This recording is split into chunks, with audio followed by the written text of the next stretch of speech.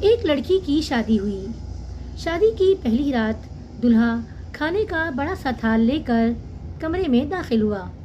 کھانے سے بڑی اشتہا انگیز خوشبو آ رہی تھی۔ دلہے نے اپنی دلہن سے کہا، آؤ چلو کھانا کھاتے ہیں۔ بیوی بولی، میں نے دیکھا ہے کہ آپ کی والدہ نے بھی کھانا نہیں کھایا ہے، ان کو بھی بلا لیجئے تاکہ سب مل کر کھانا کھائیں۔ شوہر نے کہا، وہ سو گئی ہوگی، انہیں چھوڑو، ہم دونوں کھاتے ہیں۔ بیوی اصرار کرتی رہی پر وہ اسی بات پر مصر رہا کہ امی کو رہنے دیں۔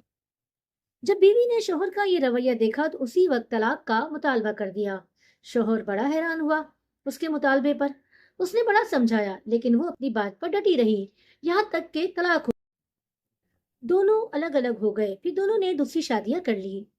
35 سال گزر گئے۔ عورت کے بیٹے ہوئے، بہت محبت کرنے والے، ماں کا خیال رکھنے والے، بہت آسودہ حال تھی وہ۔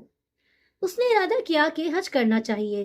سفر کے دوران اس کے بیٹے اسے کسی ملکہ کی طرح پیش آ رہے تھے، پاؤں زمین پر لگنے ہی نہ دیتے تھے۔ صحرائی سفر تھا۔ راستے میں ایک آدمی پر نظر پڑی جو کہ بہت ہی بری حالت میں تھا، بھوکا پیاسا، اور اس کے کپڑے بھی بہت ہی پرانے لگ رہے تھے۔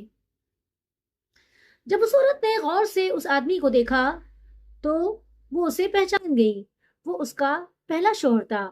کہنے لگی، یہ کیا کیا وقت نے تمہارے ساتھ؟ بولا، میری اولاد نے میرے ساتھ بھلائی نہیں کی۔ عورت کہنے لگی، کیوں کرتی؟ کہ تم نے والدین کے ساتھ برا سلوک کیا تھا۔ میں اسی دن جان گئی تھی کہ تم ماں باپ کے حقوق ادا نہیں کرتے ہو، اسی لیے میں ڈر گئی تھی کہ کل کو میرے ساتھ بھی ایسا ہی ہوگا۔ یہ دیکھو آج میں کہاں ہوں اور تم کہاں۔ ماں باپ کے ساتھ برا سلوک کرنا اللہ کی نافرمانی ہے۔